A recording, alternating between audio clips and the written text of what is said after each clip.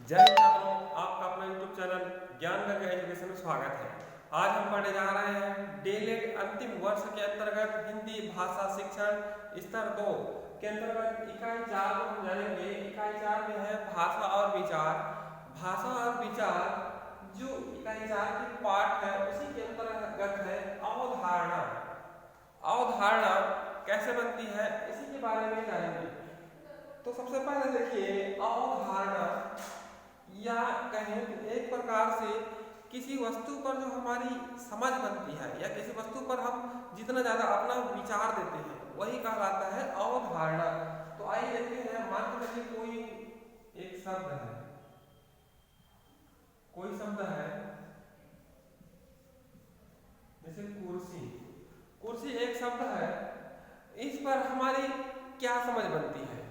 जैसे कुर्सी क्या है, इस पर कम भी समझ बन सकती है, ज़्यादा भी समझ बनती है, वो हमारे ऊपर निर्भर करता है कि हम उनको कैसे समझते हैं। ठीक उसी प्रकार हम इनके बारे में चाहे तो हम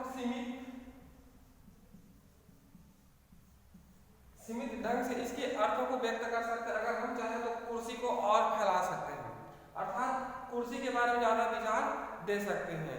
आप सभी जानते हैं, किसी वस्तु को देखकर, कोई भी वस्तु है उसको देखकर किसी वस्तु के बारे में समझकर जो एक प्रकार से अवधारणा बनती है उसी को कहते हैं अवधारणा। कहने का तात्पर्य यह है कि किसी वस्तु के बारे में हमारी जो समझ बनती है उसी को कहा जाता है अवधारणा। तो यहाँ पर हम देखें, जो छोटे बच्चे हैं, ठीक है, प्राथमिक स्तर के बच्चे हैं, तो उनके अंदर किसी वस्तु के बारे में अवधारणा बनाने के लिए क्या किया जाए? तो सबसे पहले हम प्राथमिक स्तर के जो बच्चे हैं उनको हम किसी वस्तु के बारे में समझ बनाने के लिए कहेंगे। तो इसके लिए प्रत्यक्ष रूप से उस वस्तु को उनके सामने या उनके नमूने या चार्ट मॉडल रखना होगा, तभी बालक उनके बारे में ज़्यादा अवधारणा बना पाएंगे। ठीक है, या किसी वस्तु, किसी प्राकृतिक जगत में जो भी मतलब पदार्थ मिलता है, तो उन सारे वस्तु पदार्थ के बारे में जो अवधारणा बनेगी या एक प्रकार से कहें समझ बनेगी, उसी को अवधारणा कहते हैं। इसी को संकल्पना भी कहते हैं और अंग्रेजी बोलते हैं कॉन्सेप्ट। तो यहाँ पर बात ये आई है कि अवधारणा कैसे बनती है। तो अवधारणा किसी वस्तु को देखकर, उनको सूंघकर, अर्थात हमारे ज्ञानेंद्रियों से, है ना, जो महसूस होता है, जो हम देखते हैं, जो हम स्पर्श करते हैं, तो एक प्रकार से उनके बारे में समझ बनती है। समझ बनती है उसी को अवधारणा कहते हैं। इस प्रकार से अवधारणा बनती है। आइए चलते हैं नेक्स्ट। आइए देखते हैं शब्द अवधारणा व उनका जान। तो सबसे पहले हम शब्द को समझ लेते हैं। शब्द किससे बनना होता है? वर्णों से मिलकर बना होता है। तो ये वर्ण से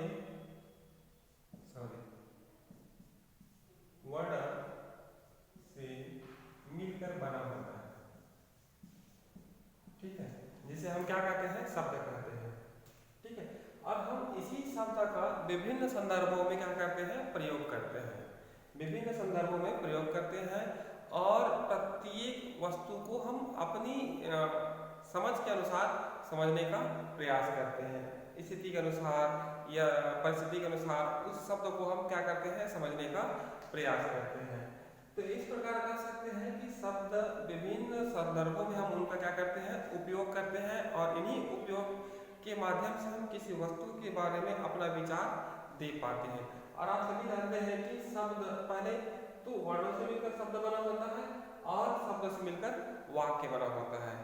तो जैसे कि हम यहाँ पर कुछ शब्द लिख रहे हैं, जैसे कि एक शब्द है सहार। तो ये जो सहार है, इसके बारे में क्या बनती है? एक प्रकार से देखें तो हम सहार क्या होता है, जब ऐसे मन में हमारे विचार आता है तो सहार एक ऐसा जगह होता है जहाँ पर बड़े बड़े बिल्डिंगें होती हैं, वहाँ उत्पादन के साधन होते हैं, अनेक प्रकार की सामग्रियाँ मिलती हैं। तो शहर से मतलब हमारे मन में इनके बारे में एक प्रकार से नई अवधारणा बनती है या एक प्रकार की अलग अवधारणा बनती है जो गांव से अलग है। ठीक उसी प्रकार आइए देखते हैं, जैसे कि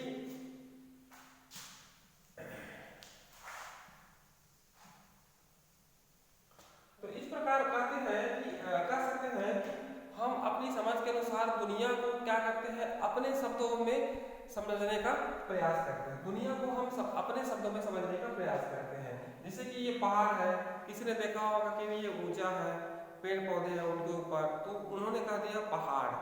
तो इस प्रकार हम दुनिया को अपने एक नया शब्द देते हैं।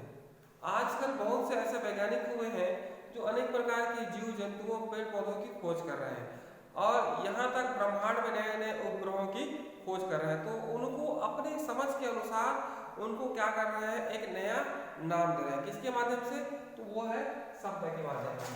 इस प्रकार बच्चे भी अधिकतर करके सबसे ज्यादा कहें तो शब्दों से खेलते हैं, शब्दों से बातचीत करते हैं और शब्दों के माध्यम से वो चीजों को अलग अलग नाम देते हैं।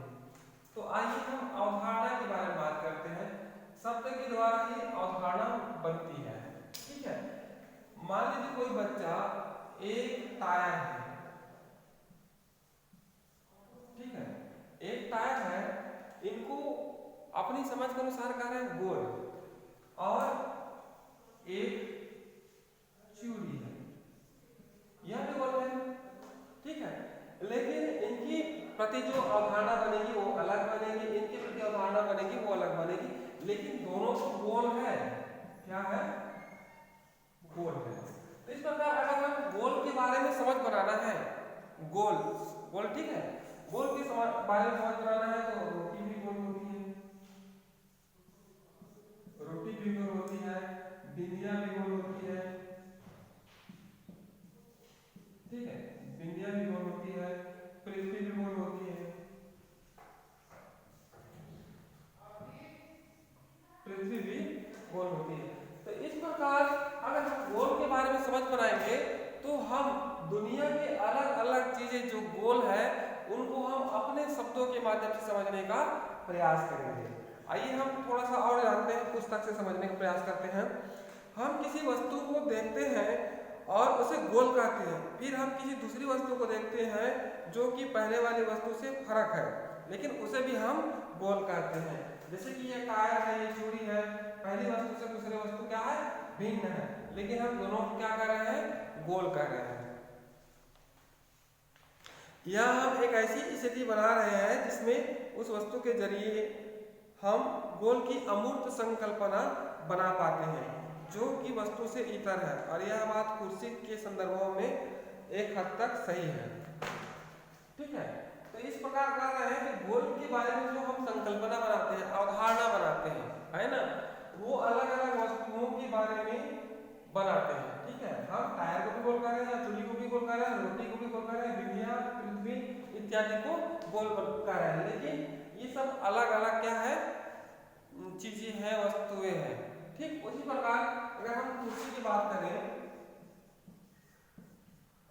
ठीक है, ऐसा कुर्सी की बात करें तो जिनके चार पैर होते हैं उनको भी कुर्सी कहा जाता है, ठीक है, चार पैर है उनको भी कुर्सी कहा जाता है, लेकिन जिनके तीन पैर वाले हैं, है ना, कई तो ऐसे कुर्सी होता है जो तीन पैर का होता है ना, उनको भी कुर्सी कहा जाता है। तो इस प्रकार हम अलग अलग चीजों के बारे में हम एक प्रकार से अवधारणा बनाते हैं और उनको एक नया नाम देते हैं।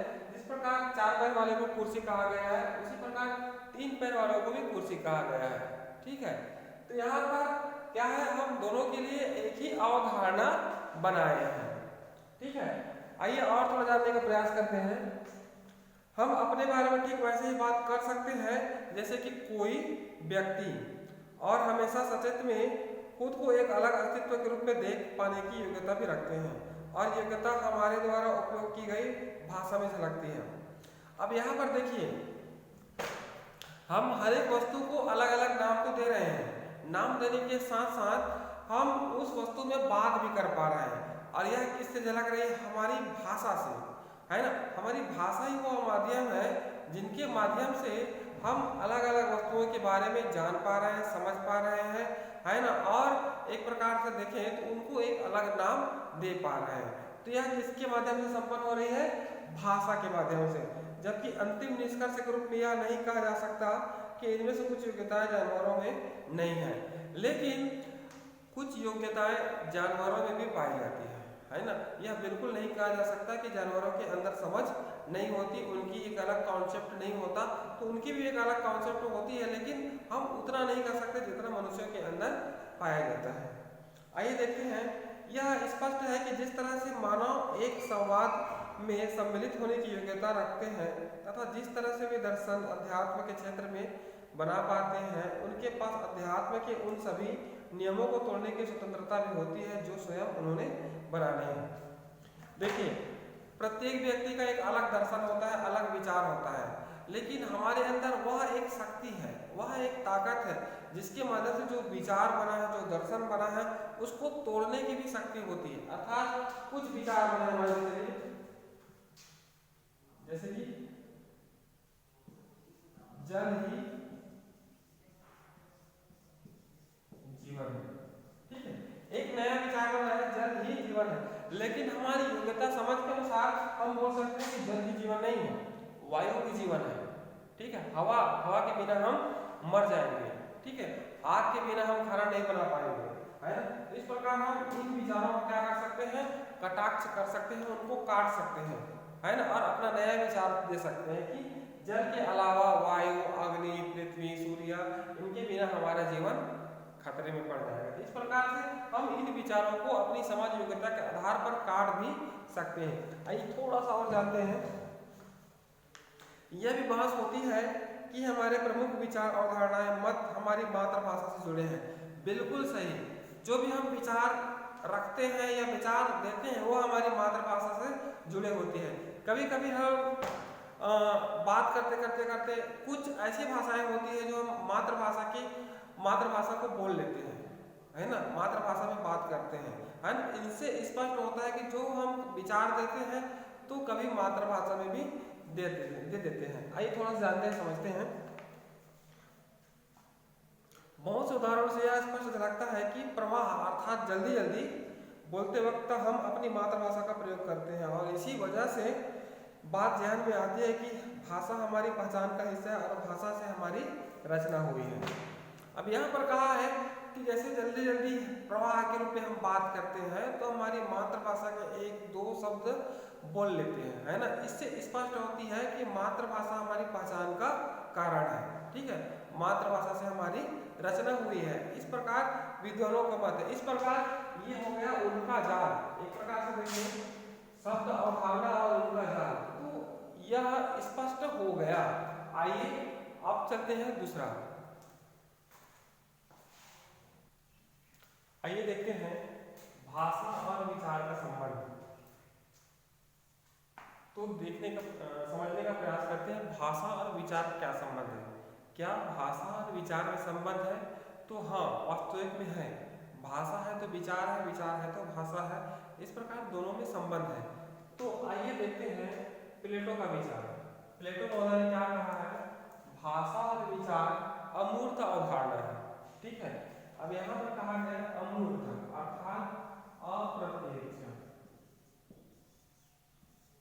ठीक है, अप्रत्यक्ष, मूर्त माने प्रत्यक्ष।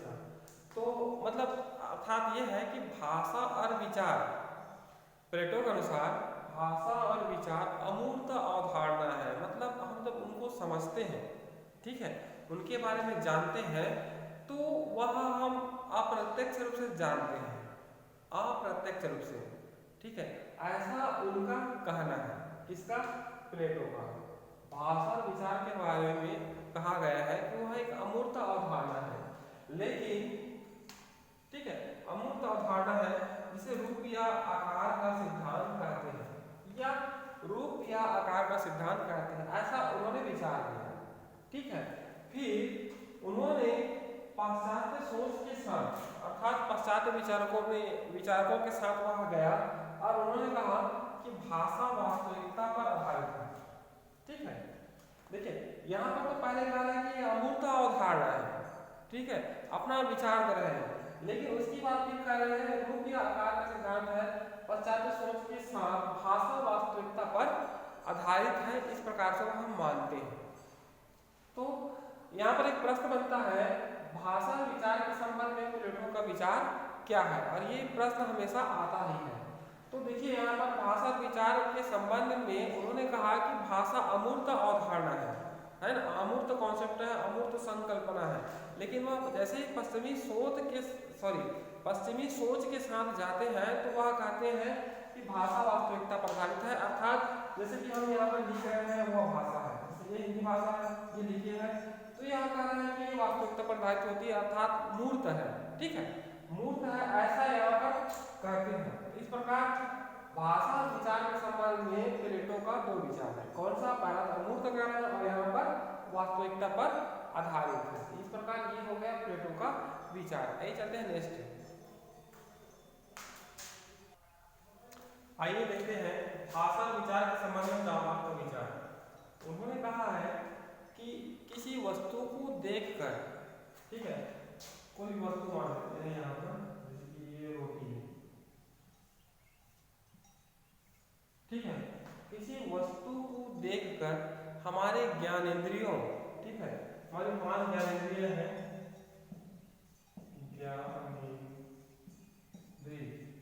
है ना, ज्ञानेंद्रिय द्वारा जो अनुभव होता है, ठीक है, अनुभव से किसी वस्तु को देखकर हमारे ज्ञानेंद्रियों द्वारा जो अनुभव होता है ना, उन्हीं अनुभवों से क्या होता है, भाषा का जन्म होता है। या कहें किसी वस्तु को देखकर हमारे ज्ञानेंद्रियों द्वारा जो महसूस होती है, जैसे कि किसी वस्तु को भी वस्तु है, जैसे कि ये रोटी है, देखकर, है ना, इनके बारे में एक विचार बनता है, और विचार किससे बनता है, भाषा से बनता है, ठीक है। तो इस प्रकार किसी वस्तु को देखकर विचारों का बनना और विचारों का भाषा में झलकना, इस प्रकार कह सकते हैं कि भाषा और विचार दोनों का गहरा संबंध है। किसी वस्तु को देखकर विचार बन रहा है, किसके माध्यम से, भाषा के माध्यम से, है ना, अर्थात भाषा है तो विचार है, विचार है तो भाषा है। इस प्रकार कह सकते हैं। ठीक उसी प्रकार जैसे कि ठंडा है, ठीक है, गर्म है, ठंडा गर्म के बारे में हम इसके बारे में जानना है। हमारे एक बाल्टी है और ये दूसरा बाल्टी है, तो एक में ठंडा है, एक में गर्म, इसको जब तक छुएंगे नहीं, स्पर्श नहीं करेंगे, ठीक है, स्पर्श नहीं करेंगे, तब तक इनके बारे में हम गहरी समझ नहीं बना पाएंगे, अवधारणा नहीं बना पाएंगे, एक प्रकार से विचार नहीं दे पाएंगे, है ना। विचार किसे देंगे, भाषा के माध्यम से देंगे। तो इस प्रकार जॉन लॉक ने कहा है किसी वस्तु को देखकर हमारे ज्ञानेंद्रियों द्वारा दो अनुभूति होती है, अर्थात जो अनुभूति होती है, जैसा महसूस होता है, हम उसके बारे में वैसा विचार प्रस्तुत करते हैं, ठीक है, वैसा विचार प्रस्तुत करते हैं किसके माध्यम से, भाषा के माध्यम से। ठीक उसी प्रकार हमने एक वस्तु यहाँ पर देखा, ये, ठीक है, इस वस्तु को देखने के पश्चात इनके बारे में विचार आया कि यह तो लकड़ी का है, इसमें ये लगा है, ये किस काम का है, ठीक है, विचार बनते जा रहा है ना। पहले देखें क्या है, फिर इधर उधर ठोक ठाक के देखेंगे तो पता चलेगा ये कुछ काम की चीज है ना। तो एक प्रकार से विचार आ रहा है और विचारों को क्या कर रहे हैं, भाषाओं के माध्यम से पुष्ट कर रहे हैं, है ना। तो इस प्रकार कह सकते हैं कि भाषा और विचार का गहरा संबंध है ना, एक के बिना दूसरे का अस्तित्व नहीं है, ठीक है। भाषा है तो विचार है और विचार है तो भाषा है। इस प्रकार भाषा और विचार के संबंध में जॉन लॉक ने बहुत अच्छे ढंग से समझाने का प्रयास किया है, ठीक है। तो किसी वस्तु को देखकर हमारे ज्ञानेंद्रियों द्वारा जो अनुभूति होती है, उनसे विचार बनता है और विचारों को हम भाषाओं के द्वारा से पुष्ट करते हैं या भाषाओं के द्वारा से व्यक्त करते हैं। आइए चलते हैं नेक्स्ट। आइए देखते हैं अब होल्ट महोदय ने क्या कहा है इसके बारे में, भाषा और विचार के संबंध के बारे में हम होल्ट का क्या विचार है। तो उन्होंने दुनिया को देखने का नजरिया नामक किताब, इसमें दुनिया को देखने नामक किताब में उन्होंने कहा कि भाषा और विचार को, भाषा और विचार, अब देखिए यहाँ पर उन्होंने कहा है दुनिया को देखने नामक पुस्तक में कहा है कि भाषा और विचार को अलग नहीं किया जा सकता, ठीक है, क्योंकि भाषा ही विचारों को क्या करती है, निर्धारित करती है। ऐसा उन्होंने कहा, भाषा ही विचारों को निर्धारित करती है। फिर हमबोल्ट महोदय ने एक बात और कही, उन्होंने कहा कि भाषा में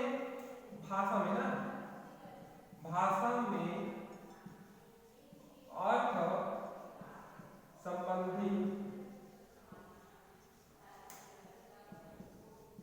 गहरे अंतर होते हैं। वह हमबोल्ट ने फिर कहा भाषा में अर्थ संबंधित गहरे अंतर होते हैं, ठीक है, जिनके कारण उनका जो अर्थ है वह परिवर्तित हो जाता है ना। अर्थ संबंधित गहरे अंतर होते हैं जिनके कारण किसी शब्द के बारे में अलग अलग संज्ञानात्मक विचार बनता है, ठीक है, संज्ञानात्मक विचार बनता है। अब यहाँ पर समझने का प्रयास करते हैं अर्थ संबंधित गहरे अंतर। तो गहरे का मतलब है कोई भी अर्थ, उदाहरण के लिए जल, ठीक है, तो इस जल को किसी छत्तीसगढ़ी भाषा में पानी कहा जाता है, ये कहा जाता है, वो कहा जाता है ना, या कहीं किसी दूसरे भाषा में और कहा जाता है ना। तो इस प्रकार ये अर्थ संबंधित गहरे अंतर होते हैं जिनके कारण इनके प्रति जो संज्ञानात्मक जो विचार है ना, वह परिवर्तित हो जाता है। इसी को सांस्कृतिक सापेक्षता का सिद्धांत कहा जाता है। एक प्रश्न बनता है सांस्कृतिक सापेक्षता का सिद्धांत क्या है, ठीक है।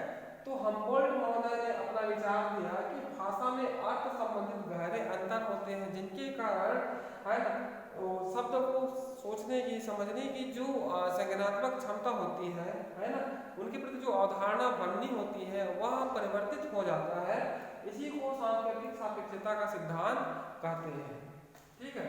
तो सबसे पहले एक बार और देखिए हमबोल्ट का विचार, उन्होंने कहा था दुनिया को देखने नामक पुस्तक में कहा था कि भाषा और विचार को अलग नहीं किया जा सकता, अर्थात भाषा ही विचारों को निर्धारित करती है, ठीक है। जैसा हम भाषा हमारी होगी वैसा हमारा विचार बनेगा, ठीक है। और अधिकतर हमारी मातृभाषा में ही हमें स्वप्न आता है, ठीक है, स्वप्न आता है। तो इस प्रकार कह सकते हैं कि भाषा ही विचारों को निर्धारित करती है। जो हम सोचते हैं वह भाषा के माध्यम से ही सोचते हैं, विचारते हैं। फिर उन्होंने हमबोल्ट महोदय ने कहा कि भाषा में अर्थ संबंधित गहरे अंतर होते हैं। अर्थ संबंधित गहरे अंतर बहुत सारे ऐसे अर्थ ले लीजिए है ना, उनका अलग अलग अर्थ होता है। तो ये जो अंतर होते हैं वह हमारे जो संज्ञानात्मक नजरिए को प्रभावित करता है, ठीक है। इसी को सांस्कृतिक सापेक्षता का सिद्धांत कहा जाता है। ये हमबोल्ट महोदय ने भाषा विचार के संबंध में अपना विचार दिया। इसके पहले प्लेटो ने दिया, उसके बाद जॉन लॉक ने दिया, अब दिया है हमबोल्ट ने। आइए और जानने का प्रयास करते हैं भाषा और विचार के बारे में।